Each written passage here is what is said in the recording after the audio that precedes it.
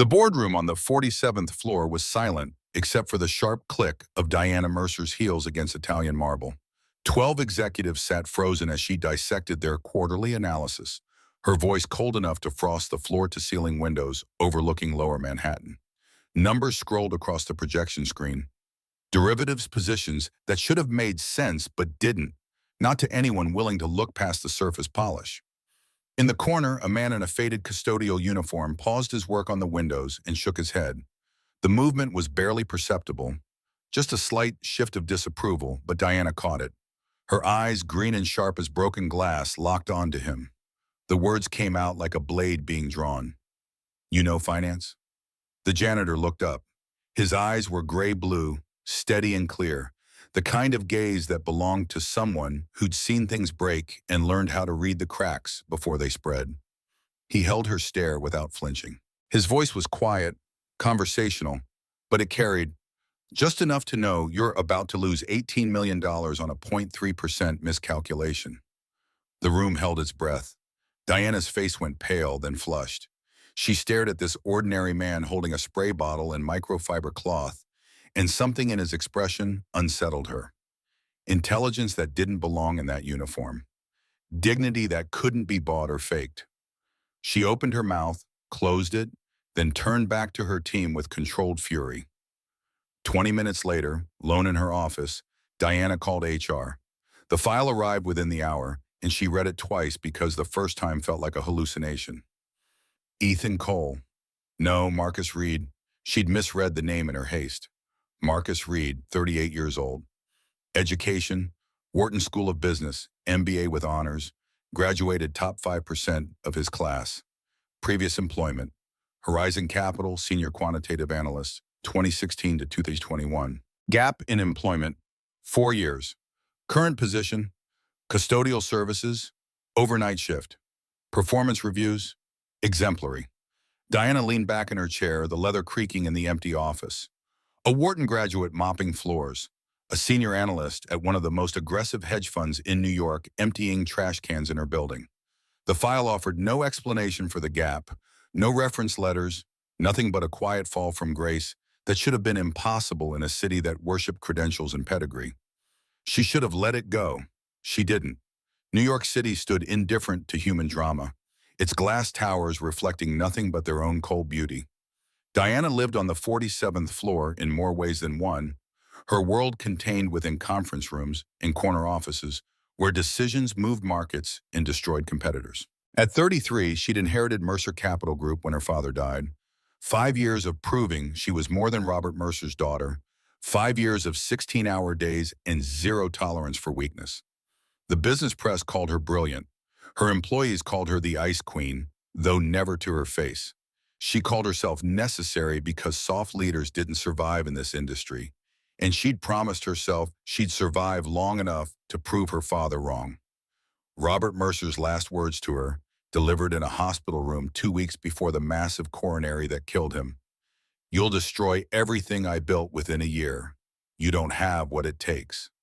She kept one photograph in her office, her father shaking hands with the governor at some charity gala, both men smiling the way predators smile before the kill. She kept no mirrors because she didn't need to see herself to know what she'd become. And some mornings that was a blessing. 40 floors below, in a basement supply room that smelled of industrial bleach and floor wax, Marcus Reed changed into his work uniform. At 38, he carried himself with a weariness that had nothing to do with physical labor. His hands, scarred and calloused now, had once typed complex algorithms on Bloomberg terminals worth more than most people's houses. His eyes, still sharp despite everything, had once read market trends that made millionaires nervous and occasionally destroyed them. He'd graduated from Wharton at the top of his class, had worked at Horizon Capital where the smart money went to get smarter, had been good at his job, better than good. He'd understood markets the way some people understood music, seeing patterns in chaos, hearing rhythms in the noise of billions moving across fiber optic cables at the speed of light. Then he'd made the mistake of being honest. 3 years ago, buried in the account statements that he was paid to analyze, he'd found it. Millions in client money disappearing into offshore shells, complex derivatives used not for hedging, but for theft. Fraud so elegant it looked like genius to anyone not paying attention. He'd reported it to the SEC, believing the system worked, believing truth mattered more than loyalty to people stealing from retirees and pension funds. Instead, they destroyed him, blacklisted across every firm in Manhattan, reputation shredded by lawyers who specialized in turning whistleblowers into liars, legal fees that bled him dry, and Sarah, his wife, his light, watching their life collapse while working two jobs because they'd lost their health insurance, and she needed medication for a heart condition that wasn't serious until it was. She died on a Tuesday. Emma, no, Lily. Their daughter's name was Lily. She'd just turned 4, and Marcus had been in a deposition when his phone rang with the news that Sarah had collapsed at her second job, a retail position she'd taken to cover the gap their savings no longer filled. By the time he reached the hospital, it was over. Now he mopped floors in a building where men and women like his former self made decisions worth more than he'd earn in a lifetime. He didn't regret speaking up. He regretted that the truth had cost Sarah everything, had cost Lily a mother, had cost him the ability to look at his reflection without seeing a man who'd chosen principles over the person he loved most. Every night he went home to a one-bedroom apartment in Astoria where Lily waited with homework and stories about school. She was 8 now, bright-eyed and curious, still believing the world was fundamentally kind. He worked 3 jobs to keep that belief alive, cleaning offices for people who didn't see him, and some nights that invisibility felt like the punishment he deserved. The trading floor at 11 p.m. was empty, monitors still glowing with after-hours data from Asian markets. Marcus had learned to time his cleaning to these quiet hours when the ghosts of his former life were easier to face. He stood at a terminal someone had forgotten to lock, scanning the European derivatives positions Diana's team had been presenting that afternoon. The numbers told a story if you knew how to read it, and he'd always been good at reading. Footsteps behind him, expensive heels on commercial carpet. He didn't need to turn around to know who it was. Diana Mercer carried herself with a particular kind of controlled fury that you could feel before you heard it. Her voice came from directly behind him. "You're here late for a janitor." Marcus kept his eyes on the screen, the ghost of a smile touching his face. "You're here late for a CEO." She stepped beside him, following his gaze to the derivatives model. This close, he could smell her perfume, something subtle and probably worth more than his monthly rent. "I want you to look at the European hedge analysis again. My team's been stuck on it for 3 days. He finally turned to face her. She was exactly as he'd expected and nothing like he'd imagined. Beautiful in the way marble sculptures are beautiful, all sharp angles and cold perfection. But her eyes held something he hadn't seen in the boardroom, a desperate kind of exhaustion that came from caring too much and sleeping too little. The words came out before he could stop them. "You're hiring me or ordering me?" Something flickered across her face, surprise maybe, or recognition that he wouldn't roll over simply because she had power and he had none. $500 per session. 3 nights a week, after your daughter's asleep. The surprise must have shown on his face because she continued, "I ran a background check. Single father, 1 child, elementary school age. I don't hire people I don't understand." Marcus felt the old anger rise, the invasion of privacy, the assumption that his life was data to be analyzed. But $500 was groceries for 2 weeks, was Lily's after-school program, was the difference between surviving and drowning. His pride had already cost him everything that mattered. He couldn't afford it anymore. But he could afford one condition. Nothing interferes with my daughter's time. Ever. If she needs me, I walk out of whatever meeting or analysis or emergency you're having, non-negotiable. Diana's expression didn't change, but something in her eyes shifted, a flicker of respect or maybe just recognition of someone else who'd drawn their own lines in the sand. "Agreed. Tomorrow night, 8 p.m. Bring whatever you need to work." She turned to leave, then paused. "The calculation I was presenting this afternoon." Where exactly was the error? Marcus pulled his worn notebook from his back pocket, flipped to a page of equations written in precise, architectural handwriting. "Your volatility coefficients are inverted. You're using historical data in a forward-looking model. In stable markets, it's close enough to work. In the current environment, you're essentially hedging backwards." He tore out the page and held it toward her. Diana took it, her fingers not quite touching his, and studied the equations. Her eyes moved across the numbers with the speed of someone who actually understood what she was reading, and Marcus revised his initial assessment. She wasn't just powerful, she was competent, which in this industry was far more dangerous. When she looked up, the ice in her expression had cracked just slightly. How long would it take your team to see this? They won't. They're looking for complex problems because complex problems make them look smart when they solve them. This is simple, just wrong. Diana folded the paper with careful precision and slipped it into her jacket pocket. 8 p.m. tomorrow. Don't be late. After she left, Marcus stood alone on the empty trading floor, surrounded by screens showing the pulse of markets that never slept, and wondered what he'd just agreed to. Working for Robert Mercer's daughter. He'd known the name was on Horizon's advisory board, had seen it in the documents he tried to use as evidence before Horizon's lawyers buried everything that mattered. He'd taken this job deliberately, wanting to understand the people who'd destroyed him, wanting to see if proximity to their world would make any of it make sense. It hadn't, but now he was being pulled back in, and the smart thing would be to refuse, to stay invisible, to keep his head down and his daughter safe. $500 a night said he couldn't afford to be smart. Diana Mercer's morning routine was a military operation executed in silence. 5:30 a.m. wake-up, 45 minutes of high-intensity cycling in the building's private gym, shower, black suit, office by 6:45. No breakfast because eating alone felt too much like admission of loneliness. No phone calls because she had no one to call who wasn't paid to answer. Nina Vasquez, her assistant, arrived at 7 with espresso and the morning's crisis list. Nina had worked for Diana for 3 years and had learned not to expect pleasantries. Good morning felt like wasted syllables when there was work to be done. Diana took the coffee without looking up from her screen. The board's asking about Q3 projections? Nina's voice was carefully neutral. Blackwood called twice yesterday. He wants a meeting. David Blackwood, board chairman, 55 years old, a man who'd made his fortune in the kind of deals that looked brilliant on paper and criminal under scrutiny. He'd been her father's choice for the position, which meant Diana had spent 5 years waiting for him to make a move against her.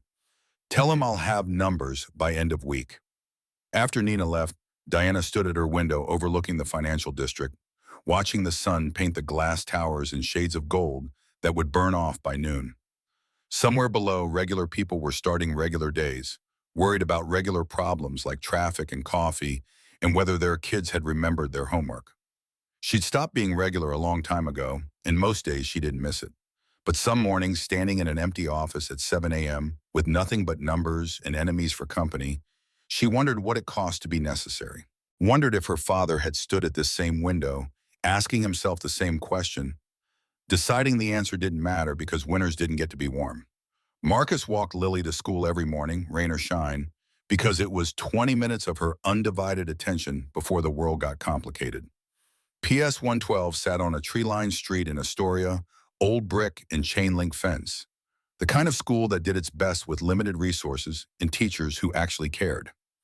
Lily chattered the whole way about her science project on weather patterns, about how cumulus clouds were different from cirrus, about how she wanted to be a meteorologist when she grew up because predicting storms seemed like useful magic.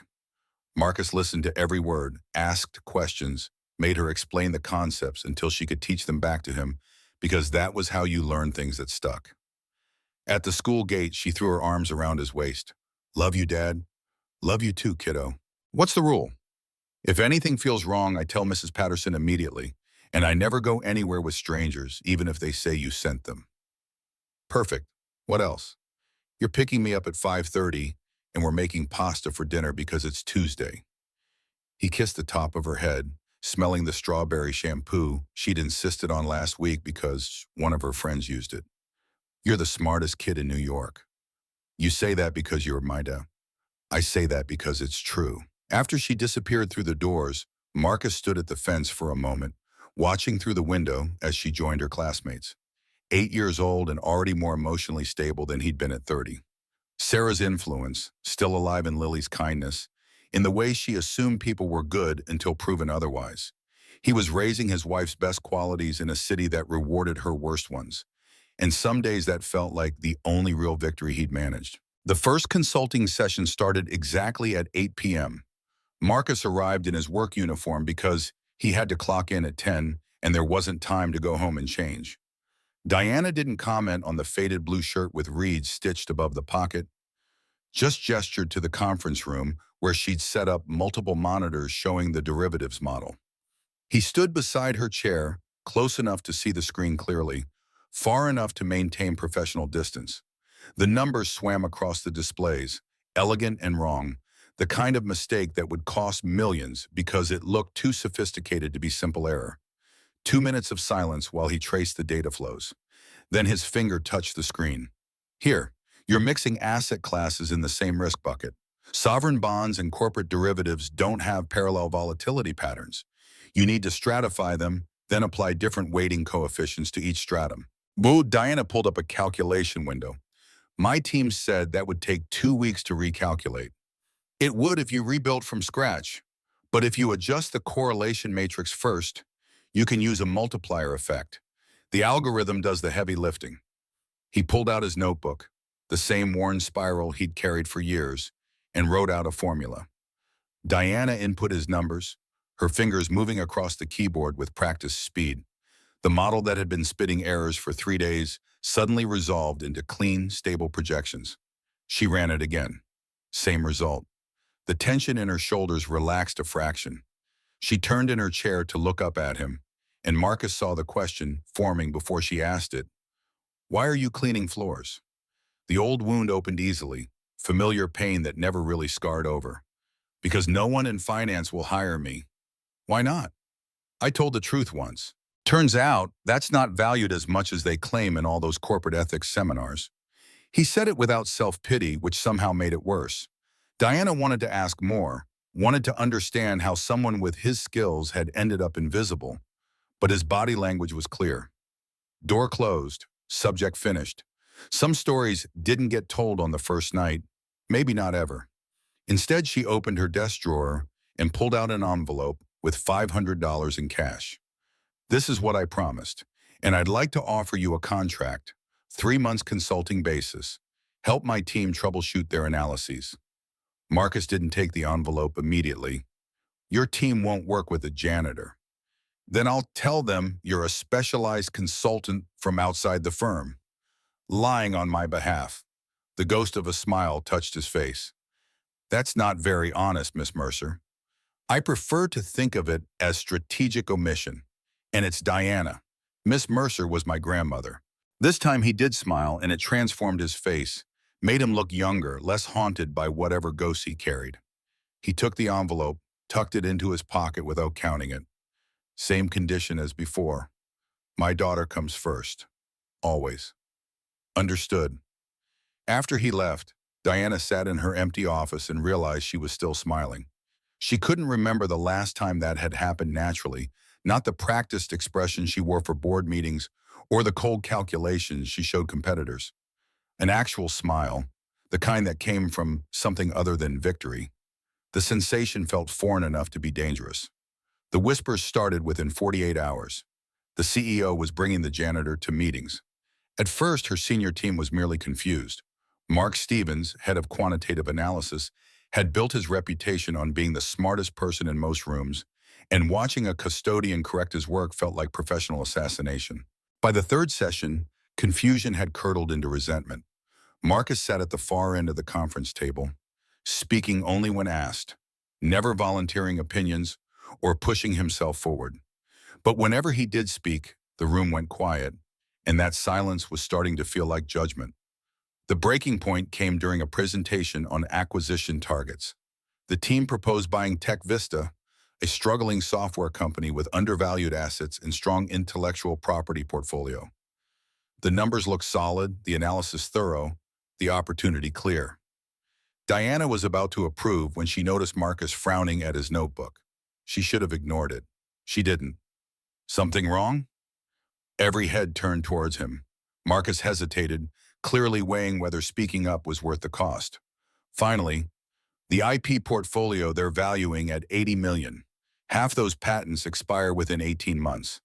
After that, this company has no competitive moat. Mark pulled up the documentation, his face going pale as he scrolled through filing dates and expiration schedules. The silence stretched thin and sharp. When he finally spoke, his voice was tight with controlled fury. "He's right, we missed it." The acquisition was canceled.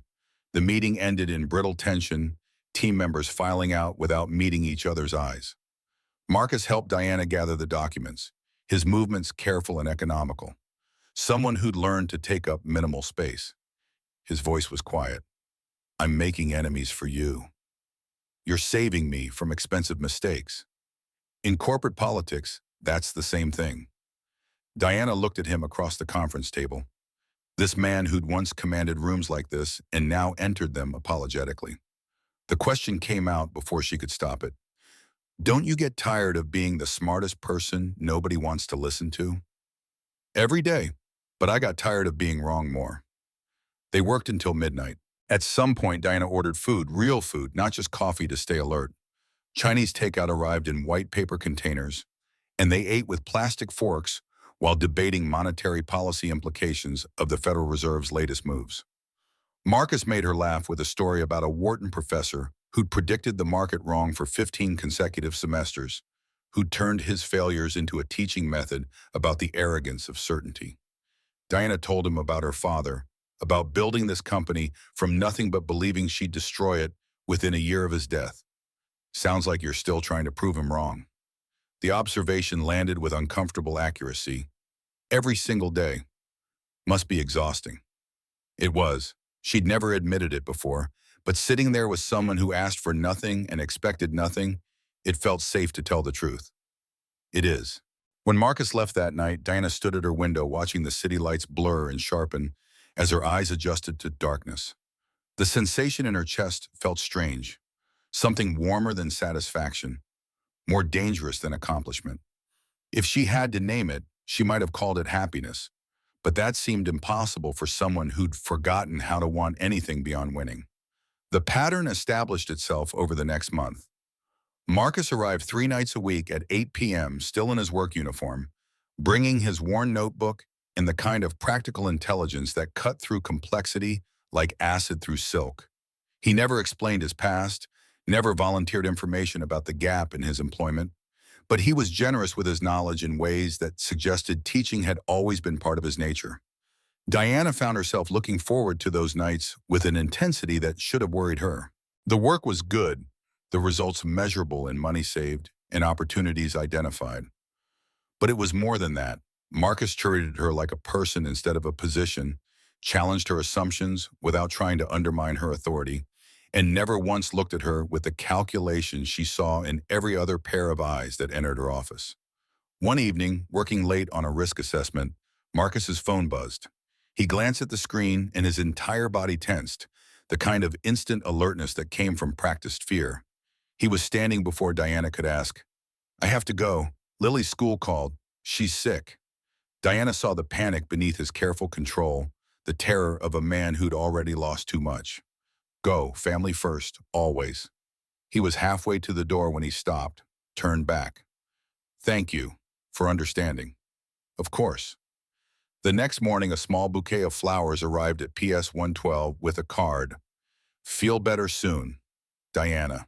And she'd had Nina arrange it, which should have felt impersonal, but somehow didn't. That afternoon, Marcus sent a text, the first time they'd communicated outside of work. "Lily says thank you, and she says you're not as scary as I made you sound." Diana found herself smiling at her phone like a teenager, and the realization was alarming enough that she put the device away and didn't answer until that evening's session, when she told Marcus, "Tell Lily I'm very scary, but only to people who deserve it." She'll like that answer. She's currently writing a paper on why nice people can still be tough. Smart kid? Gets it from her mother. The comment was casual, but it was the first time Marcus had mentioned his late wife voluntarily, and Diana recognized the significance of doors being open instead of slammed shut. She didn't push, just filed the information away and returned to the spreadsheets that needed attention more than her curiosity did. But the seeds were planted, connections forming in the spaces between professional courtesy and personal interest. And Diana was smart enough to know those connections were the most dangerous kind. The intersection came on a Saturday morning, unexpected and inevitable. Marcus had a childcare emergency, the kind that happened when you were a single parent operating without a safety net. Lily's regular babysitter canceled, the backup wasn't answering, and he had a commitment to review documents Diana needed by Monday morning. He brought his daughter to the office, promising she'd be quiet, that she'd do homework in a corner and wouldn't disturb anyone. Diana arrived to find Lily Reed sitting at the conference table, 8 years old with her father's gray-blue eyes and a smile that suggested the world hadn't disappointed her yet. Coloring books and math worksheets spread around her, a small human island in the middle of high finance. The girl looked up as Diana entered. "Hi, you're Diana, right?" "That's right, and you're Lily. Dad says you're really smart and kind of scary, but you seem nice." Marcus, reviewing documents on his laptop, didn't look up. "Lily, what did we say about repeating Dad's opinions? That they're not facts, just perspectives based on limited information." Diana felt laughter bubble up, genuine and unexpected. "Your daughter sounds like a tiny philosopher. She's been reading too many books about critical thinking. It's made her insufferable." Lily threw a crayon at her father with the accuracy of long practice. "You love that I'm insufferable." Fair point. Diana found herself sitting down, pulled into the orbit of their easy affection. She helped Lily with a math problem about fractions, explained compound interest in terms simple enough for an 8-year-old to grasp, watched the girl's eyes light up with understanding. Marcus worked nearby, occasionally glancing up to make sure his daughter wasn't being too much trouble, and Diana realized this was what normal families look like. The casual intimacy of people who'd built something together instead of just existing in parallel. After an hour, Lily fell asleep on the conference room couch, exhausted from a week of school and the quiet comfort of being near her father. Diana and Marcus worked in silence, the only sound the soft rhythm of the child's breathing and the occasional rustle of documents. Marcus's voice was quiet when he finally spoke. "Thank you for letting her be here. She's wonderful. You're doing something right. Most days I'm just trying not to do everything wrong." He paused, then added, "Her mother would have been better at this. Sarah knew how to make life feel like adventure instead of survival." It was the most he'd said about his wife, and Diana understood she was being trusted with something precious. "Lily seems pretty adventurous to me. Happy, loved. Those are the important things. You sound like you know something about it." Diana surprised herself by answering honestly, "I know what it's like to grow up with a parent who valued success over happiness.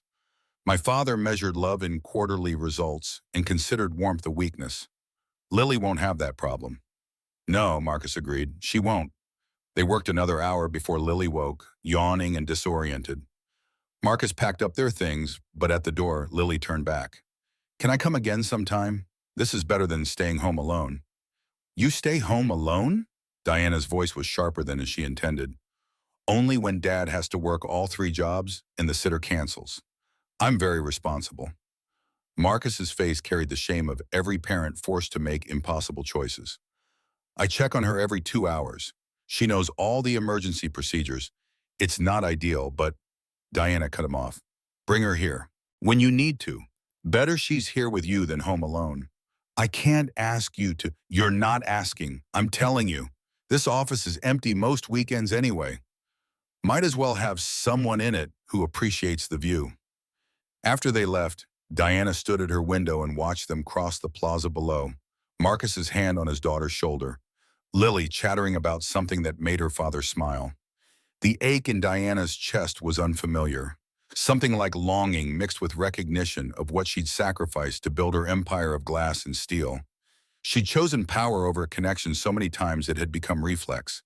But watching Marcus with Lily, seeing the richness of their small life, she wondered if winning had made her poor in ways that mattered more than the balance sheet she'd been taught to worship. The question was dangerous enough that she pushed it away and returned to work, because work at least gave clear answers and measurable results, unlike the messy uncertainty of wanting things that couldn't be quantified or controlled. The late-night sessions continued, 3 times a week becoming 4, then 5. The work was genuine, the problems real, but somewhere in the 3rd month, the conversation started drifting past professional courtesy into something more personal. Diana told Marcus about the pressure of being Robert Mercer's daughter, of walking into rooms full of men who'd known her father and watching them calculate whether she'd inherited his genius or just his name. Marcus told her about Wharton, about believing in meritocracy and discovering too late that loyalty mattered more than competence, that the system wasn't designed to protect people who expose its flaws. He didn't talk about his wife yet, not directly, but Diana could see the shape of his grief in the way he checked his phone obsessively around 8:30 every night, making sure Lily had gone to bed safely, that she hadn't needed him while he was choosing work over presents. One Tuesday in late spring, working through projections for Q2, Diana asked the question she'd been avoiding. Why did you really leave finance? Marcus set down his pen with careful precision. I didn't leave, I was erased. That's not an answer. It's the only one I have right now. Diana pushed. I read about Horizon Capital, the fraud case, the SEC investigation. Your name wasn't in any of the public documents. That's because Horizon's lawyers were very good at making sure names like mine disappeared while names like theirs got quietly settled. His jaw was tight, the words coming out clipped and controlled. I'm not ready to tell that story yet. Maybe I never will be. I'm sorry. I shouldn't have. It's fine. But his body language said it wasn't, said there were wounds that didn't heal just because time passed. And Diana backed off because she recognized the walls when someone built them high enough to feel safe behind. They worked in silence for another hour, the tension slowly dissolving into the familiar rhythm of analysis and solution. When Marcus finally left, he paused at the door. For what it's worth, you're nothing like your father. You didn't know him. I didn't have to. You look at spreadsheets and see real people's money, real lives that could be destroyed if you make wrong choices. That's not how men like Robert Mercer operated. After he was gone, Diana sat in the darkness of her office and wondered how Marcus knew so much about her father, why he'd chosen those specific words, what he wasn't saying beneath the careful compliments. The unease settled into her chest like smoke, invisible but suffocating. The sense that she was missing something obvious that would matter later when it was too late to prepare for the impact. The revelation came on a Thursday evening, buried in documents Diana had requested for a presentation on corporate governance. She was building a case study on fraud prevention, using Horizon Capital as the cautionary tale every business school would recognize. The advisory board membership was listed in the appendix, names and dates of service, dry facts that should have been meaningless. Robert Mercer, advisory board member, 2018 to 2020. Diana stared at her father's name, the dates clicking into place with sickening clarity. Marcus had worked at Horizon from 2016 to 2021, had discovered fraud and reported it, had been destroyed by the company's legal machine. Her father had been on the advisory board during those years, had signed off on restructuring plans and governance reviews, had his name attached to the same institution that had ruined the man currently sitting across from her. Marcus hadn't noticed yet, absorbed in his own analysis. Diana pulled up the full documents, scanning through board meeting minutes and strategic planning memos, finding her father's signature on page after page of decisions that should have protected investors and instead protected fraud. The nausea was immediate and physical. Her voice came out too sharp. Did you know about this? Marcus looked up, confused. Know about what? Diana turned her screen toward him, watching his face as he read the board roster. She saw the moment recognition hit, the way his entire body went still, the careful neutral expression that meant he was processing information he'd hoped to avoid. The words felt thick in her throat. My father was part of the company that destroyed you. You knew this. How long have you known? I found out 2 weeks ago. I was reviewing my old SEC filings and cross-referenced with public records. His voice was steady but quiet, the tone of someone delivering bad news they'd already made peace with. I don't know how much he knew. Maybe nothing. Board members can be window dressing, names on letterhead without real involvement. But his signature is on the restructuring documents, on the governance reviews that should have caught the fraud. Yes. Diana felt the floor tilt beneath her, the careful structure of her world cracking open to reveal rot underneath. And you didn't tell me? When exactly should I have told you? The first night? Hi, I'm Marcus. Your dead father maybe destroyed my life. Mind if I fix your derivatives model? His control slipped just enough to show anger beneath. I didn't want to lose this. Whatever this is becoming. This. The word hung between them, heavy with implications neither had been willing to name. You're working for the daughter of a man who might have known about the fraud that killed your career, that killed your wife. She saw him flinch at the last part. Watch the careful walls he'd built start crumbling. Your father wasn't the architect. He was one name on a list, and he resigned 6 months before everything went public. Maybe he found out and tried to get out clean. Maybe it was just coincidence. I genuinely don't know. But you came here knowing the connection. You took this job knowing. I took this job because I needed work, and they were hiring. I stayed because he stopped, caught himself before saying something that couldn't be unsaid. Diana stood, chair scraping against floor with violence that matched her feelings. Because what? Because you wanted revenge? Because destroying the daughter was second prize to destroying the father? Marcus stood too, his voice rising to match hers. Because you're not him. Because when I look at you, I don't see Robert Mercer. I see someone trying to do better. Someone who stopped an acquisition that would have laid off 300 people just to pump quarterly numbers. Someone who's nothing like the man whose name is on the building. How can you even look at me? He stepped closer, close enough that she could see the gray threaded through his hair at the temples, the scar on his forehead she'd never asked about, the exhaustion that came from caring too much for too long. Because when I look at you, I see someone who could have become her father and chose not to. I see someone fighting against their own worst instincts every day. Same as me. His hand touched her cheek, gentle as a question she wasn't sure how to answer. Diana felt tears she'd held back for 5 years suddenly there, hot and unwelcome, all the loneliness and pressure, and years of proving she was worthy of a legacy that had been built on lies. The words came out broken. I'm sorry for everything you lost, for being part of. You're not part of it. You're what comes after. And maybe that's what matters. Then he was kissing her, or she was kissing him, and it didn't matter who moved first because they were both reaching for the same thing. Forgiveness, connection, proof that something good could grow from the ruins of everything they'd lost. His hands were in her hair, hers clutching his shirt, and the kiss tasted like desperation and hope mixed together in proportions she couldn't measure. They pulled apart, breathing hard, the air between them charged with everything they'd been avoiding for 3 months. Reality crashed back in the sound of Lily's ringtone from Marcus's phone, the reminder that the world still existed beyond this moment. He answered, listened, his expression softening. No, baby, I'm still at work. Did you have a bad dream? A pause. I'll be home in an hour. Do you want to wait up, or should I wake you to say goodnight? Another pause. Okay, I love you too. Go back to sleep. After he hung up, the silence felt different, weighted with decisions neither of them knew how to make. Diana stepped back, putting professional distance between them. This is complicated. Everything worth having usually is. My board would crucify me if they knew. You're technically my employee. The optics alone, I know. And I'm the guy who got destroyed by powerful people before.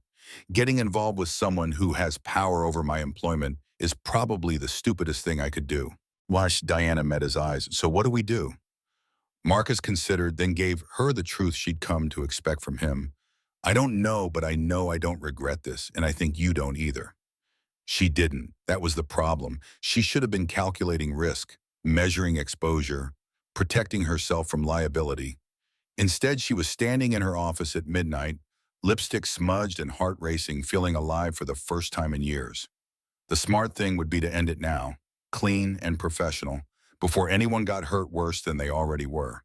But Diana had spent her whole life doing the smart thing, being the necessary thing, choosing power over happiness. So many times it had become her default setting. Maybe just once she could choose something else. Same conditions as before, she said finally. Your daughter comes first, always. And we're careful, discreet. I can't afford a scandal right now. Neither can I. And yes, Lily comes first. That's not negotiable. Then we figure this out as we go. Marcus nodded, picked up his notebook, started gathering his things. At the door, he turned back. Your father's involvement with Horizon. Whatever he knew or didn't know, that's his legacy to deal with, not yours. You're building something different. After he left, Diana pulled up her father's files again, reading through the documents with new eyes, looking for signs of what Robert Mercer had known and when. The emails were careful, legally vetted, nothing that would stand as proof in court.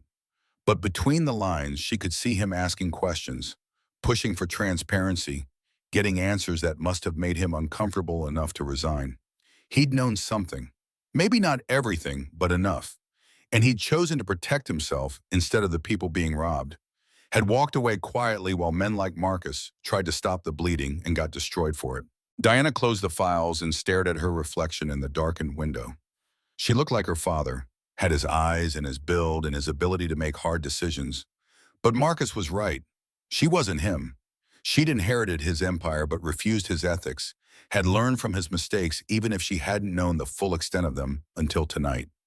The question was whether that would be enough when everything started falling apart, because in her experience, things always fell apart eventually. The only variable was how much you lost in the collapse. The morning after carried the weight of decisions made in darkness that looked different in daylight. Diana arrived at her office before 6, running on 3 hours of sleep and too much coffee. Her reflection in the elevator's polished steel, showing someone who'd crossed a line she couldn't uncross. Nina appeared with the usual espresso, took one look at her boss, and had the wisdom to ask no questions. Marcus texted at 7, "Can we talk tonight, after Lily's asleep?"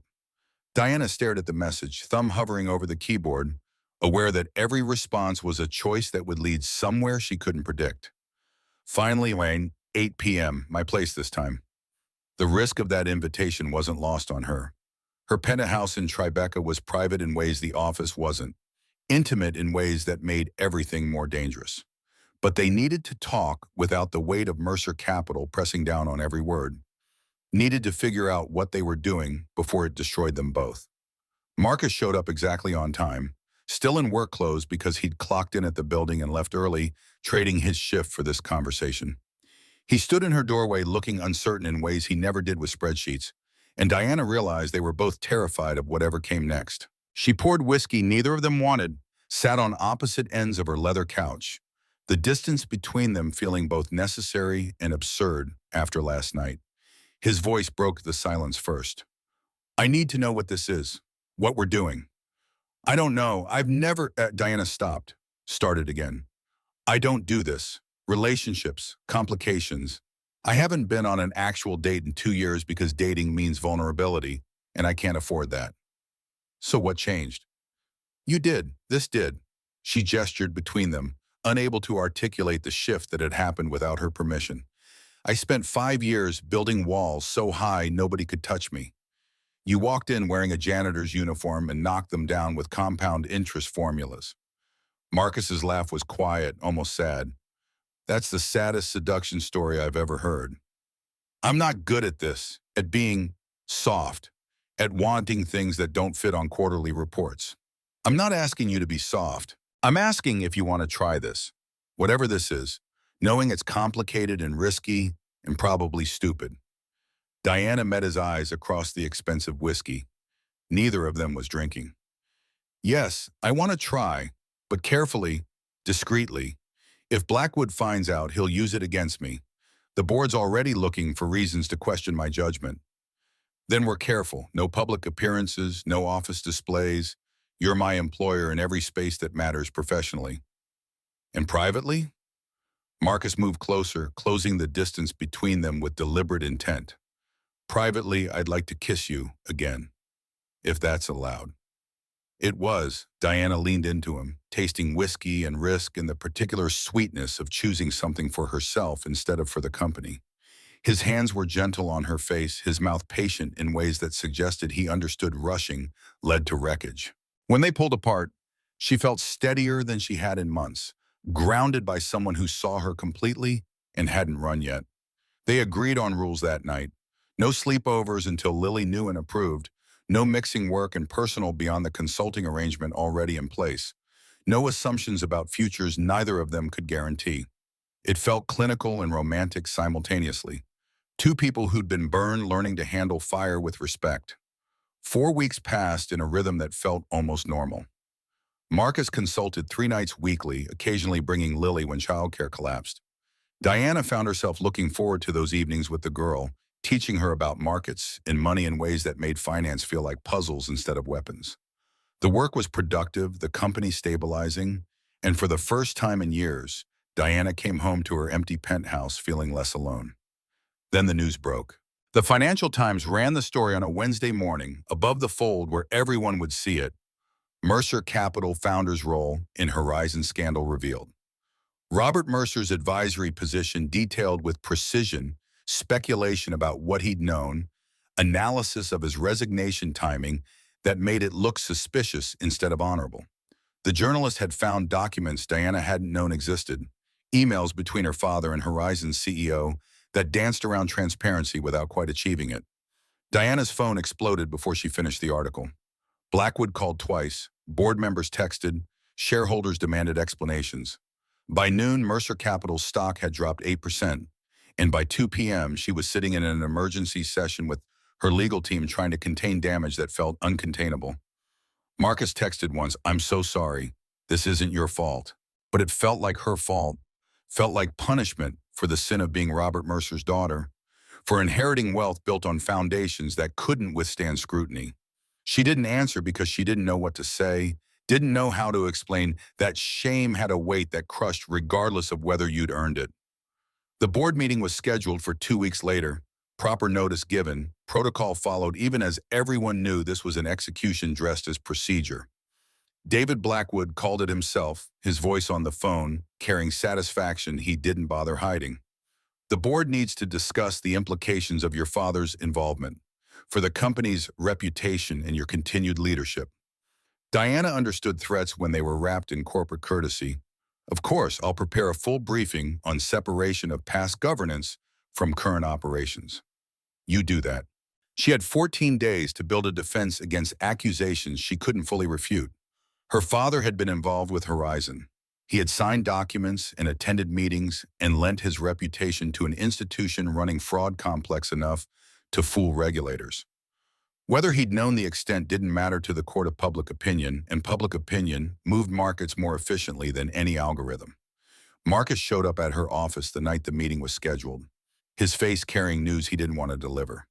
He laid his phone on her desk, screen showing a gossip site she'd never heard of, paparazzi photo grainy but unmistakable. Diana and Marcus at a playground in Queens, Lily on the swings between them, all three smiling like a family that had earned their happiness. The headline made her stomach drop. Mercer CEO's secret romance with Janitor, conflict of interest or desperate alliance. The article was worse. It detailed Marcus's history at Horizon, his whistleblower status, his current employment cleaning offices in the building where Diana made millions. It suggested manipulation in both directions, either Diana using Marcus for information or Marcus using Diana for revenge against the family that had destroyed him. Every sentence was carefully worded to avoid libel while implying the worst possible motives. Diana's voice came out hollow. How did they find us? Someone was following us. Someone who wanted this exact photo at this exact moment. Marcus's jaw was tight with controlled fury. This is Blackwood. Has to be. Timing's too perfect, right before the board meeting. He's trying to destroy both of us. He's succeeding. The next 48 hours were brutal. Anonymous board sources leaked to financial press, suggesting Marcus was using Diana, that she'd been compromised by an affair with someone who had every reason to hate her father's legacy. Mercer Capital's stock continued falling, shareholders calling for accountability, competitors circling like sharks who'd smelled blood in the water. Marcus came to her office after midnight on the third day, determination in his expression mixed with something that looked like grief. "I'm out. I'm done." Diana looked up from the damage control strategy she'd been drafting. "What?" "This, us, the consulting arrangement. I'm quitting, effective immediately." "You can't."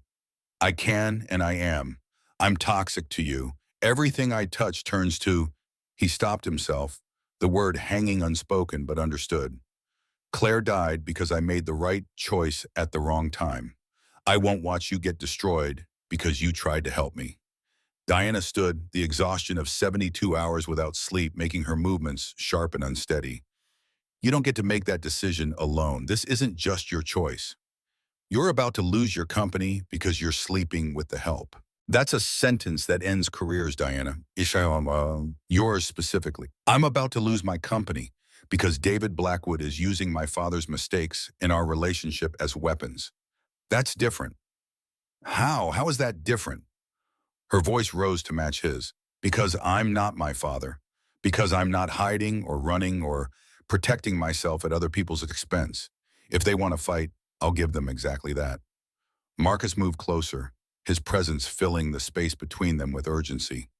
They'll destroy you. Blackwood has the board, has the media narrative, has every advantage. Then we go down swinging. I spent my whole life proving I wasn't weak. I'm not starting now. The silence stretched between them, heavy with implications. Finally, Marcus's expression shifted from resignation to something harder, more calculated. If we're fighting, we fight smart. Blackwood pushed this board vote too fast, 2 weeks after the article dropped. He wants you gone before something comes out. What's something? I don't know, but people who rush usually have reasons worth discovering. They worked through the night, Dinah calling in James Chen, her CFO, and the only board member she fully trusted. Chen arrived at 2 a.m. with coffee and the kind of loyalty that couldn't be bought. Having worked with Diana long enough to see how she'd transformed her father's aggressive tactics into something resembling actual ethics. The three of them spread Horizon Capital documents across the conference table, looking for patterns in the chaos. Diana traced board membership rosters, while Marcus cross-referenced with SEC filings, and Chen pulled financial statements that should have been public but weren't. Somewhere around 4 a.m., Chen found it. Blackwood wasn't just on Horizon's board. He joined in March 2020, 2 months after your father resigned. Marcus leaned over to verify the dates. Robert Mercer served through January 2020. Blackwood came on right after, and he stayed through the entire scandal, through the SEC investigation, through the client lawsuits. He was there when it all burned down. Diana felt pieces clicking into place with sickening clarity. My father found out something and got out. Blackwood stepped in to manage the cleanup, or the cover-up. We need more than speculation. Chen was already pulling up archived board minutes, corporate filings, anything that would show what Blackwood's actual role had been. Marcus picked up his phone, scrolling through contacts. I know someone, former Horizon employee who didn't burn me when everyone else did. If anyone knows what Blackwood was really doing there, it's him. The call happened at dawn, Marcus's voice low and careful as he explained what they needed. Diana watched him work, seeing the ghost of who he'd been before Horizon destroyed him, the analyst who'd been good enough to scare people with power. When he hung up, his expression carried grim satisfaction. Blackwood wasn't just on the board, he was the consultant who designed the offshore shell structure. The whole fraud architecture was his creation. Then why did everyone assume my father was the architect? Because Blackwood made sure Robert's name was on the early documents. He used your father as a decoy, someone prestigious enough that when things went south, investigators would focus on him instead of the person actually running the scheme. Diana's hands shook as she reached for coffee gone cold hours ago. My father was framed.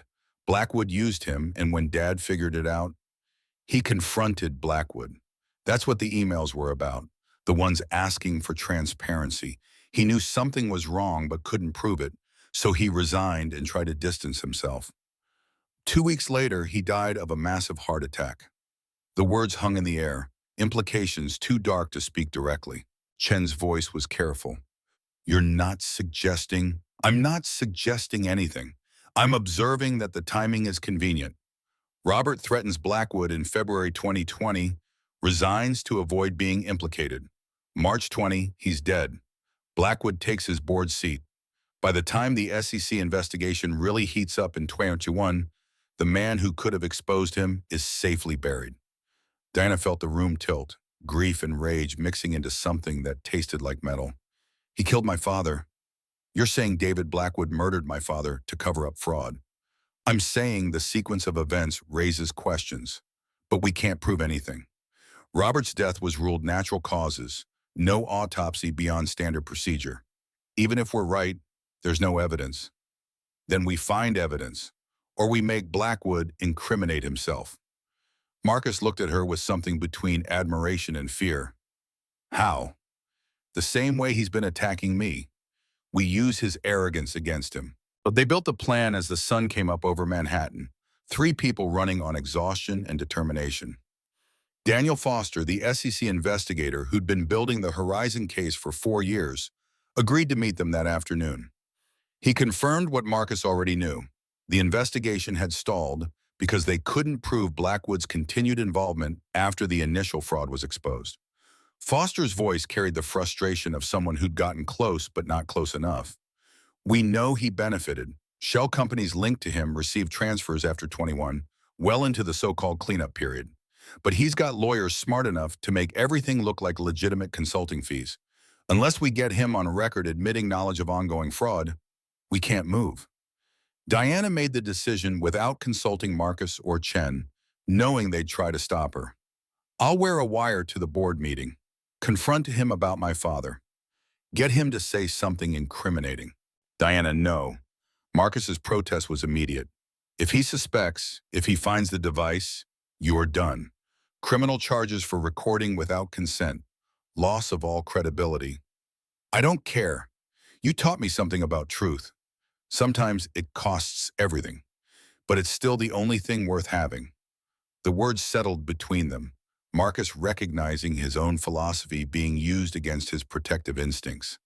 Finally, he nodded, but his expression carried the weight of someone who'd seen this movie before and knew how it ended.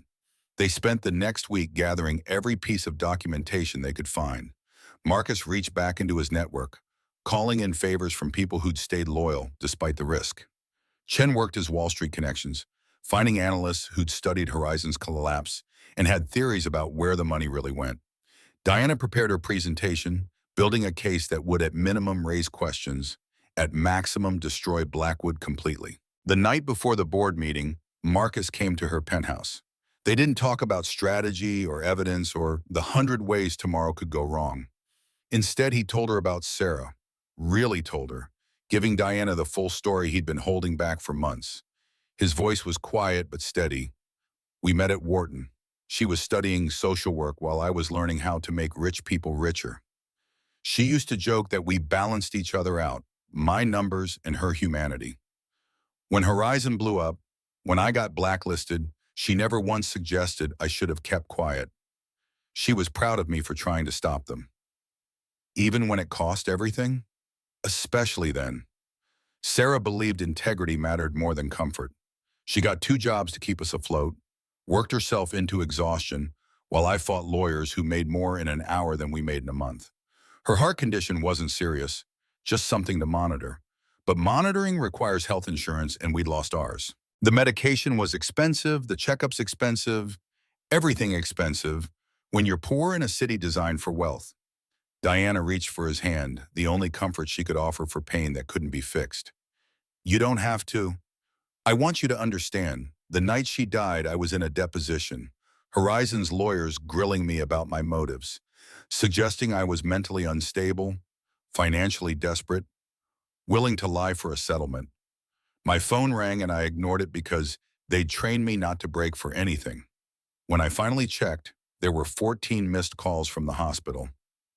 By the time I got there, she'd been gone for 2 hours. Marcus. Lily was at a neighbor's house, 4 years old, waiting for her mom to come home, and I had to explain that mom wasn't coming back, that daddy's choice to tell the truth had killed her. His voice cracked on the last words, and Diana pulled him close, holding someone who'd been carrying too much for too long. They sat like that for a long time, the New York skyline glittering outside her windows, neither of them speaking because some grief was too big for language. Eventually, Marcus pulled back, wiping his eyes with the kind of embarrassment men learn when vulnerability is treated as weakness. I'm telling you this because tomorrow's dangerous. If it goes wrong, I need you to know the stakes. I've already lost the person I loved most in the world. I'm not losing you too. You won't. We're in this together. Equal partners. Promise me something. If it falls apart, if Blackwood wins, you walk away and rebuild. Don't let this destroy you the way it destroyed me. Diana kissed him instead of promising, because she couldn't promise something they both knew was a lie. If tomorrow went wrong, she'd fight until there was nothing left to fight with, because Robert Mercer's daughter didn't know how to surrender, even when surrender was wise. The boardroom filled by 9 a.m., 12 members present, along with legal counsel and selected shareholders. Diana walked in wearing a black suit and the wire that felt like betrayal and justice simultaneously. Marcus waited outside, not allowed in but present, his steady faith the only thing keeping her spine straight. David Blackwood called the meeting to order, his voice carrying the satisfaction of someone who'd already won.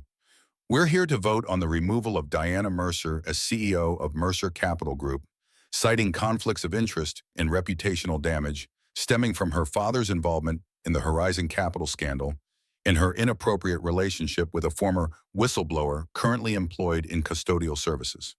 The words stung because they were designed to, each one carefully chosen to diminish and humiliate. Diana kept her face neutral, her hands steady on the folder containing evidence that would either save or destroy her.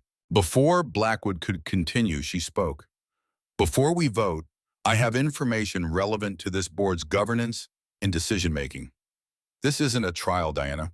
No, it's a board meeting, and I have documentation that directly impacts our fiduciary duties and this company's leadership. She pulled up her presentation, 20 minutes of forensic analysis showing Blackwood's role in Horizon's fraud structure. Board members shifted uncomfortably as the evidence accumulated, the picture becoming clear even to those who'd rather not see it. Robert Mercer's name appeared in early documents, but the actual offshore architecture bore Blackwood's digital signature, his consulting firm's fingerprints, his accounts receiving ongoing payments long after the supposed cleanup. Blackwood's face went from confident to furious as the presentation continued. This is desperate fiction from someone who knows she's losing. Your father's signature is on the restructuring documents, not mine, because you forged his approval on documents created after he resigned.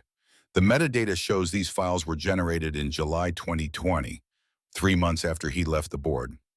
James Chen stood, adding his weight to Diana's accusations. I've had our forensics team verify the digital signatures. These documents were backdated to implicate Robert Mercer while absolving the actual architect of the fraud. The room erupted in arguments and denials, board members choosing sides, legal counsel attempting to regain control. Through the chaos, Diana watched Blackwood, saw him calculating, saw the moment he decided his best defense was offense. His voice cut through the noise, sharp and cold. You're implying what exactly? That I framed your father? That I somehow orchestrated a complex fraud and pinned it on a man with far more resources and connections than I had? Diana leaned forward, the wire pressing against her ribs like a second heartbeat. I'm saying my father confronted you in February 2020. He found evidence of the offshore structure and demanded transparency. 2 weeks later, he died of a massive heart attack. Convenient timing for someone who needed him silenced. The room went absolutely silent. Blackwood's face cycled through shock, rage, and calculation before settling on contempt. You're accusing me of murder? That's psychotic desperation. Your father was a coward who took his secrets to the grave. If he'd had any actual proof, he'd still be alive to... He stopped. The silence that followed was absolute. Diana saw the moment Blackwood realized what he'd said, how it sounded, the implication that couldn't be unsaid. If Robert had proof, he'd still be alive. The conditional statement that assumed Blackwood knew what Robert had possessed, knew he was a threat, knew his continued existence was a problem. The doors opened. Daniel Foster walked in with 2 federal agents, badges visible, the kind of presence that changed everything. David Blackwood, we have a warrant for your arrest on charges of securities fraud, obstruction of justice, and wire fraud. Blackwood lunged to his feet. This is absurd. I haven't. We have 4 years of evidence, Mr. Blackwood, including recordings from this meeting where you just implied knowledge of Robert Mercer's proof and suggested his death was convenient. You might want to stop talking now. As they led Blackwood out in handcuffs, he turned back to Diana with hatred sharp enough to cut. You've destroyed this company, everything your father built. Diana's voice was steady, loud enough for every board member to hear. No, I'm saving it from the people like you. After the doors closed, the remaining board members sat in stunned silence. Patricia Reeves, a member who'd been neutral until now, spoke first. Diana just exposed the man who actually committed the fraud we've been blaming her father for. I move that we vote to retain her as CEO and formally apologize for this persecution. The vote was 9-2, Blackwood's closest allies abstaining rather than supporting Diana, but unwilling to go down with him. It wasn't the landslide she'd hoped for, but it was enough. She'd survived, had won, had proven her father wasn't the monster history was making him out to be. Marcus was waiting in the hallway when she emerged, and the relief on his face was worth every risk she'd taken. He didn't ask how it went, could read the answer in her expression, in the way she walked toward him without the weight that had been crushing her for weeks. His arms came around her, solid and safe. You did it. We did it. They stood like that for a long moment, two people who'd gambled everything and somehow won. But as they walked toward the elevator, Marcus's phone buzzed with an email notification. Diana felt him tense against her, saw his hand shake slightly as he read whatever message had arrived. His voice was carefully controlled. SEC wants my full testimony, complete deposition about Horizon, about what I knew and when, about Claire. Diana understood immediately. Winning today meant reliving the worst moment of his life in front of lawyers and investigators who would dissect his grief looking for inconsistencies. It meant opening wounds that had barely begun to scar, facing the system that had failed him once, and asking it to believe him now. She took his hand, felt the tremor he was trying to hide. You don't have to do this alone. Not this time. I know, but it still terrifies me. They left Mercer Capital together, walking into sunlight that felt too bright after the darkness of the boardroom. Diana had saved her company and vindicated her father's memory. Marcus had helped bring down the man who'd destroyed his career and killed his wife, even if they couldn't prove the latter. By any measure, they'd won. But victories in their world always came with costs deferred, and as they walked through Manhattan's indifferent crowds, Diana wondered what price they'd have to pay for justice that had taken too long and cost too much. The aftermath of victory felt less like triumph and more like surviving a car crash, the adrenaline wearing off to reveal bruises that would take weeks to show their full damage. Diana spent the next 3 days in damage control, restructuring the company with surgical precision, cutting ties to ventures that couldn't withstand ethical scrutiny. Shareholders grumbled as profits dipped, but she'd learned from her father's mistakes that short-term losses were cheaper than long-term corruption. Marcus's SEC testimony was scheduled for the following Monday, and Diana watched him withdraw into himself as the date approached. He still came to her penthouse in the evenings, still held her like someone afraid of drowning, but the light that had been returning to his eyes dimmed with each passing day. On Saturday, she found him standing at her window at 3 a.m., staring at the city like it held answers he couldn't find. Her voice was soft in the darkness. You don't have to go through with this. Yes, I do. Foster needs my testimony to lock the case. Without it, Blackwood's lawyers will tear apart the circumstantial evidence and he'll walk on a technicality. But the cost! Marcus turned to face her, his expression carrying a weariness that went bone deep. The cost is already paid. Claire's already dead. Lily already grew up without her mother. All I can do now is make sure it meant something. The deposition lasted 7 hours. Diana waited outside the federal building, ignoring calls from the office, watching the minutes crawl past with the particular torture of helplessness. When Marcus finally emerged, his face was gray, his hands shaking so badly he could barely hold his phone. She drove him home in silence because some pain was too big for comfort, and he sat in the passenger seat staring at nothing while tears ran down his face unchecked. At his apartment, Lily ran to greet them with the innocent enthusiasm of 8-year-olds who hadn't learned yet that the world broke people. Marcus caught her up in his arms, buried his face in her hair, and Diana saw his shoulders shake with sobs he'd been holding back for 7 hours of clinical questioning about the worst day of his life. She left them alone, walking home through Queens as the sun set, understanding that some spaces belonged only to father and daughter, that her presence in Marcus's life didn't give her access to every corner of his grief. But the walk felt longer than it should have, and by the time she reached her building, the fear had settled in her chest like a stone. They'd won the battle, but the war was eating Marcus alive, and she didn't know how to help someone who was drowning in trauma dressed as justice. For 3 days, Marcus didn't answer her calls. Nina reported that he'd requested a leave of absence from his custodial position, citing family emergency. Diana respected his space while fighting the urge to show up at his door, knowing he needed time to process what testifying had cost him, but terrified he'd decide the cost included her. On the fourth day, Lily called from Marcus's phone, her small voice carrying worry that children shouldn't have to feel. "Diana, Dad won't get out of bed. He just sleeps, and I don't know what to do." Diana was in Queens within 20 minutes using the spare key Marcus had given her for emergencies. She found him in his bedroom, curtains drawn against afternoon sun, the kind of depression that looked like giving up because fighting had finally broken something essential. Lily sat on the edge of his bed, her hand on his shoulder, trying to wake someone who'd already disappeared into a darkness she couldn't follow. Diana sent Lily to the living room with homework and sat where the girl had been, her hand replacing smaller fingers on Marcus's shoulder. "I'm here. You're not alone in this." His voice came out rough from disuse. "I thought I was past it. Thought I dealt with losing her." But sitting in that room answering questions about her medication schedule, about why we didn't take her to the ER sooner, about whether I'd considered her heart condition before deciding to blow the whistle, they asked you that, whether you'd considered she might die. They asked if I understood the risks to my family when I chose to report the fraud. As if I killed her, as if choosing to do the right thing was the same as pulling the trigger. Diana felt rage burn through her helplessness, fury at a system that punished honesty and then interrogated the survivors about why they hadn't learned to lie better. But Marcus didn't need her anger, needed something she wasn't sure she knew how to give. Unconditional presence without trying to fix what couldn't be fixed. She stayed through the afternoon, making food neither of them ate, helping Lily with math homework while Marcus slept or pretended to sleep. When evening came, she prepared to leave. But Marcus appeared in the living room doorway, looking more present than he had in days.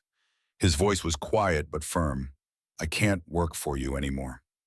Diana felt the words hit like a physical blow. "Because of us? Or because you need to move on?" "Both. Being your employee while we're together creates exactly the kind of conflict Blackwood used against you. And I need to prove to myself that I'm more than the guy who got destroyed. I need to stand on my own again, not as your consultant or your charity case." "You were never a charity case." "I know, but I need to believe it myself. I need Lily to see her father as someone who's survived and rebuilt, not someone who's permanently broken." Diana understood even as it hurt, recognized the necessity of his choice, even as it felt like abandonment. "So what does this mean for us?" "It means I need to figure out who I am without your company or your salary or your protection. It means I love you, but I can't let that be the only thing holding me together." The words sat between them, honest and brutal and necessary. Lily watched from the couch, too smart not to understand that something important was shifting, that the adults were trying to figure out how to be whole people instead of just halves that fit together. Diana's throat was tight when she finally spoke. "Then do what you need to do. I'll be here when you're ready." "I know, that's what makes this possible." Marcus registered as an independent financial advisor the following week, taking on clients nobody else wanted. Immigrants trying to understand American banking, single parents learning to budget on poverty wages, former inmates attempting to rebuild credit destroyed by incarceration. He worked from the tiny second bedroom of his apartment, charging fees people could actually afford, discovering that helping those with nothing felt more meaningful than managing millions for those who already had everything. He also started teaching evening classes at Queens Community College, financial literacy for adults who'd never learned the difference between APR and compound interest, who thought investment was a luxury for people born with advantages they'd never have.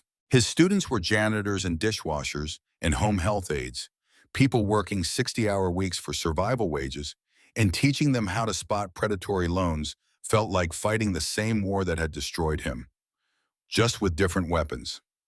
Diana saw him twice over the next month, brief coffee meetings where they updated each other on work and life with the careful politeness of people afraid to push too hard. He looked better, more solid somehow, carrying himself with the dignity of someone who'd rebuilt confidence through action instead of inheritance.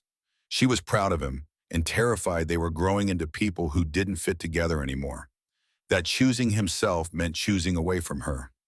Mercer Capital stabilized through Diana's restructuring, ethical pivots attracting new investors even as old ones fled. She established the Robert Mercer Redemption Fund with a portion of company profits, dedicated to supporting whistleblowers and teaching financial literacy to those the system was designed to exploit. The first scholarship went to Lily Reed, a college fund that would mature when she turned 18. And when Diana told Marcus about it, his pride nearly broke under the weight of accepting help.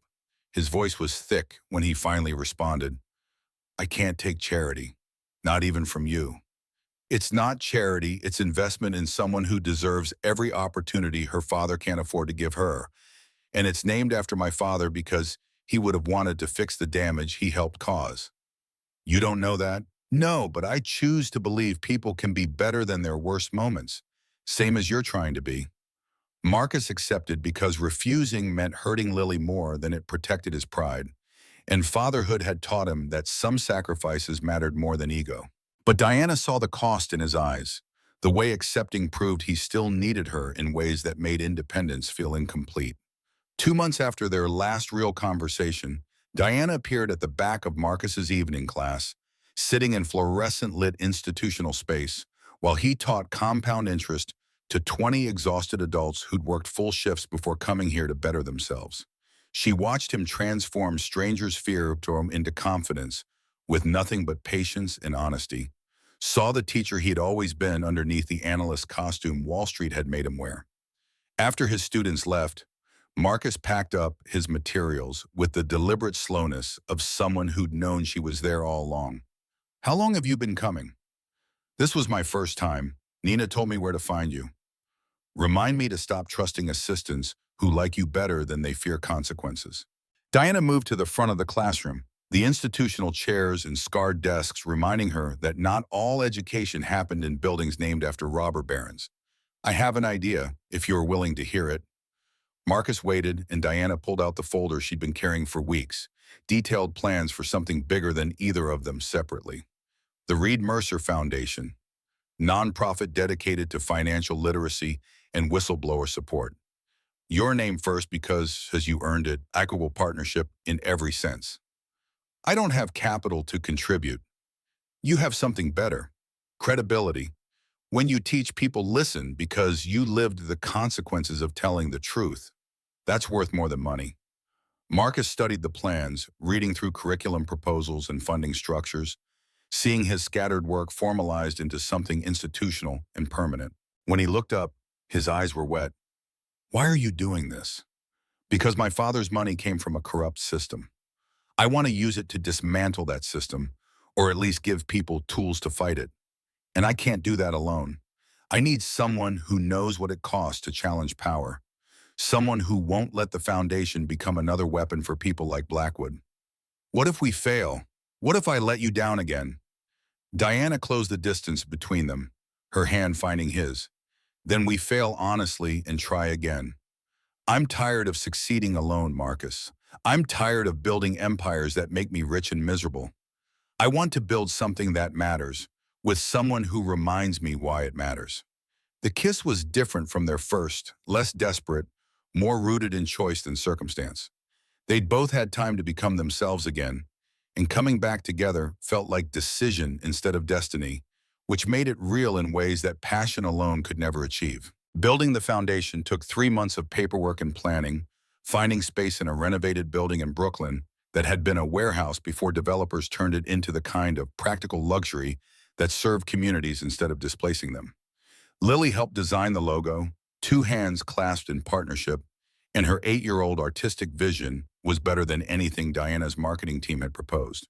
The launch event was intentionally small, no press beyond local community papers, just the people who would actually use the foundation's services. Marcus taught the first class himself, 15 students, including 3 former Horizon victims, who'd found the foundation through targeted outreach to those who'd lost everything in the collapse. Diana watched from the doorway as Marcus welcomed them with the kind of humility that only came from shared suffering. "I'm not going to promise that learning finance will make you rich, but I can promise it will make you harder to exploit. Knowledge is power, not the power to control others, but the power to control your own future. One student raised her hand, an older woman whose eyes carried the particular exhaustion of surviving repeated betrayals. But the system is rigged. Banks lie, companies lie, even the teachers lie sometimes. What good is understanding when everyone's cheating? Marcus's smile was sad but genuine. You're right, they do. But when you understand how it works, you can spot the lies before they cost you everything. You can protect yourself, and maybe eventually, you can change it. The class ran 2 hours.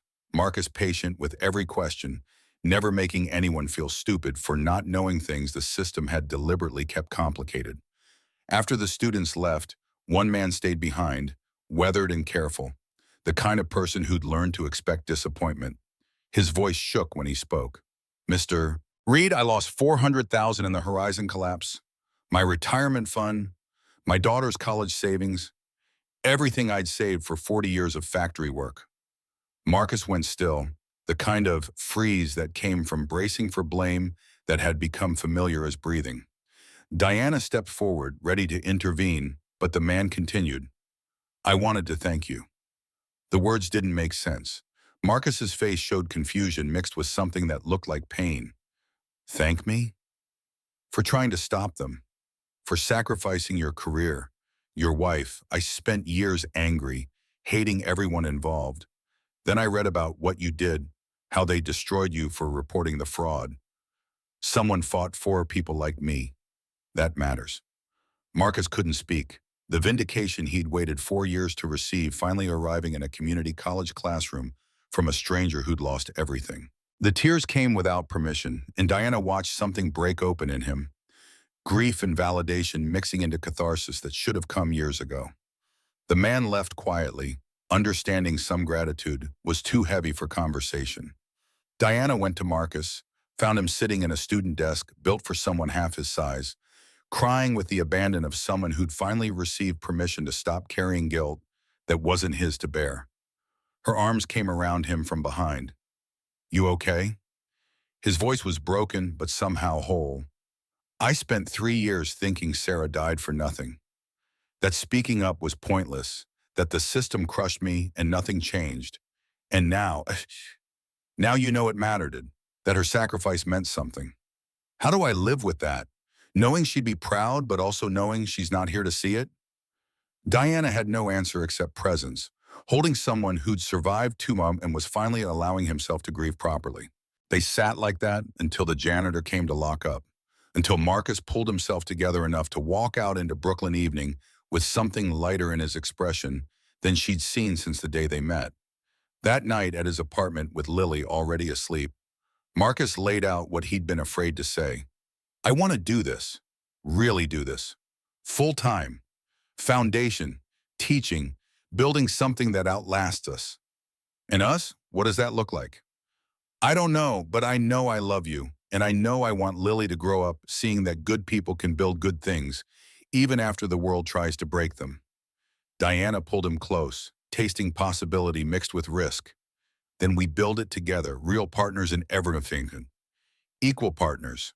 No more employer-employee dynamics, no more power imbalances, just 2 people trying to make something worthwhile. Deal. 9 months passed in the hard work of turning vision into reality. The foundation expanded to 3 locations, Brooklyn, Queens, and the Bronx, serving 150 students across evening and weekend programs. Marcus taught most classes himself, recruiting other financial professionals who'd grown tired of optimizing wealth for people who already had too much. Diana managed funding and operations, discovering that running a nonprofit required different skills than running a corporation.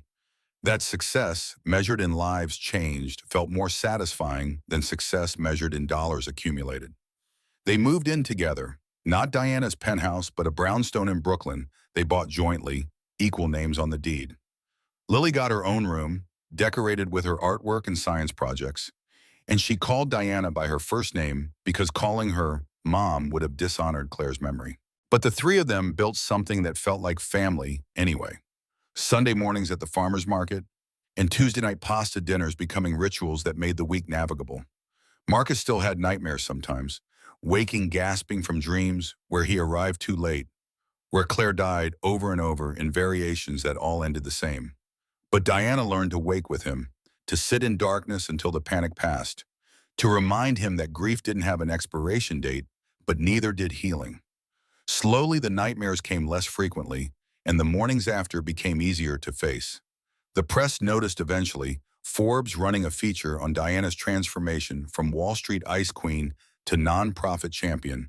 The New York Times profiling Marcus as the whistleblower who'd turned personal tragedy into public service. The attention was uncomfortable, both of them preferring the work to the publicity, but it brought donors and students and validation that what they were building mattered beyond their own need for redemption. On a Friday evening in early autumn, Diana came home to find Marcus and Lily at the kitchen table, the girl reading an essay she'd written for school while her father listened with the attention he gave everything she said. Diana poured wine she wouldn't drink and stood in the doorway, listening to Lily's 8-year-old wisdom about success. Her voice was clear and confident. Success isn't money or fame or having a big house. Success is going to sleep knowing you helped someone today. My dad lost everything and found something better. Diana gave up being scary to be happy. They taught me that falling down isn't failure. Staying down is. Marcus's eyes found Diana's across the kitchen, and the look that passed between them held everything they'd survived to get here. Lily had been 4 when her mother died, 8 now, and those years had contained enough grief for a lifetime. But she was growing up believing the world could be good because the adults in her life had refused to let cruelty make them cruel, had chosen to build instead of destroy, even when destruction would have been justified. Diana moved into the kitchen, sat at the table with them. "That's a perfect essay, Lily. Your teacher's going to love it." "Do you really think so? Dad says I use too many big words." Marcus smiled. "I said you use advanced vocabulary. That's different from too many words." "Advanced vocabulary is just big words wearing a suit." They laughed, easy and genuine, the kind of moment that looked simple from outside but was built on foundations of shared trauma, transformed into deliberate joy. After dinner, after Lily went to bed, Marcus and Diana stood at their bedroom window looking out at Brooklyn's more modest skyline, so different from the glass towers where they'd first collided. His voice was contemplative. "Do you miss it? The power, the corner office, making decisions that moved millions?" "Sometimes. I'd be lying if I said I didn't. But I don't miss being alone in that office at 3 a.m. wondering if winning was worth what it cost to win. And now? Now I'm standing here with you, and our daughter is asleep down the hall, and tomorrow we're teaching people how to spot financial predators. That feels like winning in ways the old life never did." Marcus turned to face her fully. "Our daughter?"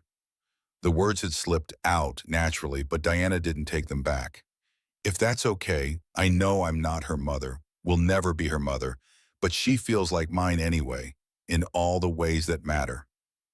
Sarah would have liked you, would have appreciated that you didn't try to replace her, that you let Lily remember her mother while also being someone Lily could count on. I learned from watching you. You never tried to make me forget my father's flaws, just helped me separate his mistakes from my identity. Figured I could do the same for Lily with her mom's memory." They stood together as the city lights blurred and sharpened with the hour. Two people who'd been broken, finding out that broken things could be reformed into something stronger than the original if you were willing to do the work. The foundation was growing, their relationship was solid, and for the first time in years, Diana felt like she'd built something that would matter after she was gone.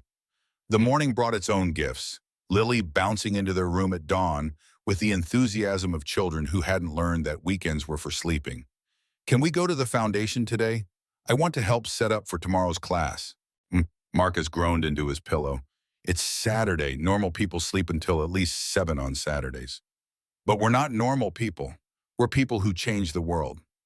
Diana laughed, pulling the girl into bed between them. "We didn't change the world. We changed our corner of it. That's all anyone can do." "Then I want to help change more corners. The world has a lot of corners."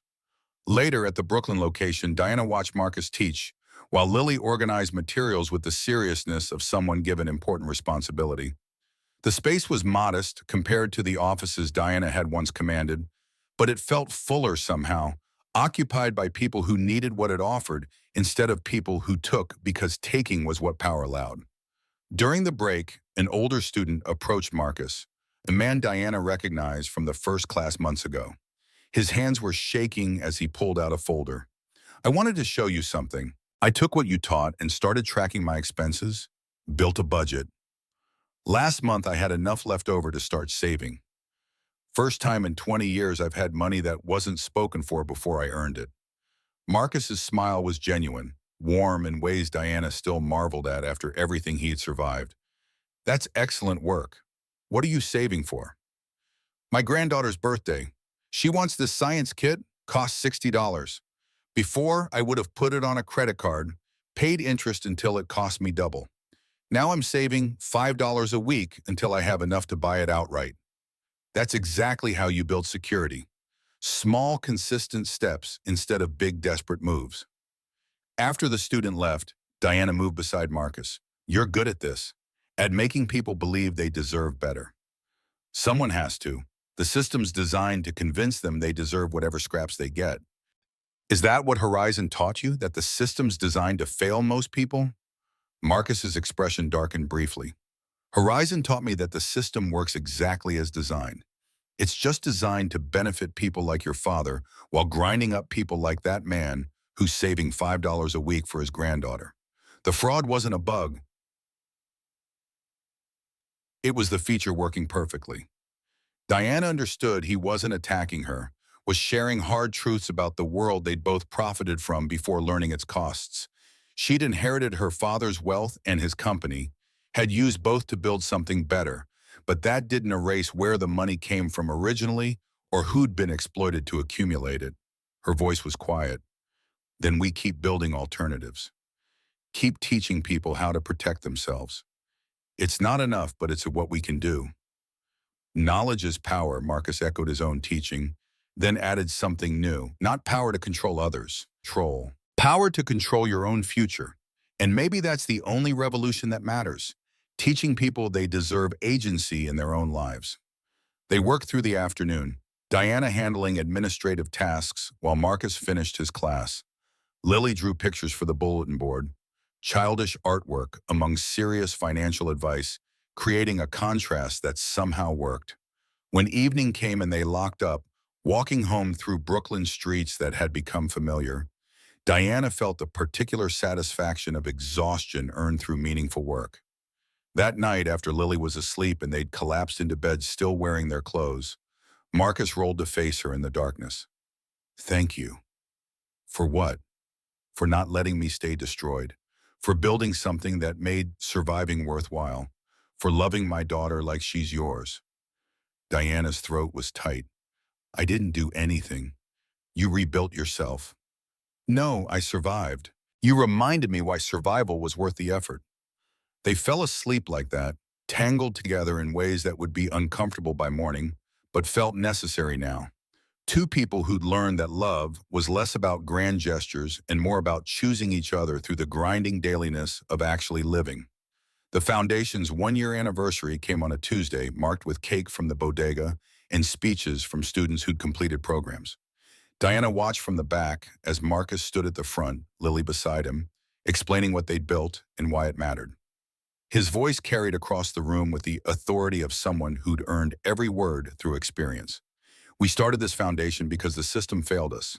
It failed me when I tried to expose fraud. It failed the people who lost their savings when that fraud went unpunished. It failed everyone who believed that working hard and playing by rules would be enough. He paused, looking at the faces watching him. Immigrants and laborers and people scraping by in a city designed to exclude them. But we're not victims anymore. We're informed participants in our own financial futures. We know how compound interest works, how to spot predatory loans, how to build wealth even when the system doesn't want us to have any. That knowledge doesn't erase the injustice, but it gives us tools to fight back. Applause filled the space, genuine and earned. After the event ended and they were cleaning up, Lily asked the question Diana had been wondering herself. Dad, when you were sad about Mom, did you think you'd ever be happy again? Marcus knelt to his daughter's level, honest even when honesty was hard. No, I thought I'd just survive. That happiness was something Mom took with her when she left. But I was wrong. So you're happy now? I am. Not the same kind of happy as when Mom was alive, but real anyway. Different isn't worse, just different. Lily processed this with the seriousness of children who understood more than adults gave them credit for. I'm glad you're happy, and I think Mom would be too. That night in their Brooklyn brownstone that had become home in ways Diana's penthouse never managed, they sat together in the living room while city sounds filtered through windows they'd left open to autumn air. Lily was reading Marcus grading papers from his community college class, and Diana reviewing foundation financials that showed modest success in metrics that actually mattered. The domestic piece of it felt radical after years of chaos, and Diana understood that this was the real victory. Not the board meeting or the SEC testimony or even the foundation's impact, but the ordinary evening when three people who'd been shattered separately had fused into something whole enough to contain happiness alongside grief. Marcus looked up from his grading. What are you thinking about? How strange it is that the worst thing that happened to both of us led to the best thing. Your destruction at Horizon, my father's death, all of it was terrible and necessary somehow.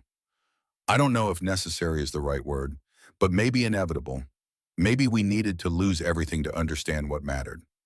Lily closed her book. That's too philosophical for Tuesday night. Can we order pizza? With mushrooms? Diana asked, knowing the answer. Mushrooms are a crime against pizza. Lily's response was automatic. This argument, one they had had dozens of times without ever resolving. Marcus laughed. Finally, something you two agree on. They ordered pizza without mushrooms, argued about movies until Lily fell asleep on the couch between them, and eventually carried her to bed before returning to their own room. In the darkness, Diana found Marcus's hand. Do you still have nightmares? Sometimes. But they're different now. Less about losing Claire and more about losing this. Losing you and Lily and everything we've built. You won't. We're in this together all the way through. Promise? Diana kissed him instead of answering, because some promises were too big for words and had to be lived instead of spoken. They'd both learned that the hard way, had both survived enough broken promises to know that actions mattered more than declarations. Tomorrow they'd wake early, walk Lily to school, spend the day teaching people how to build better futures from the wreckage of pasts that hadn't been fair. It was so small work in the grand scheme of institutional corruption, but it was their work, built on foundations of honesty instead of convenience, designed to help instead of harm. And if that wasn't redemption exactly, it was close enough to feel like winning. Part 3 complete. Word count 5,497.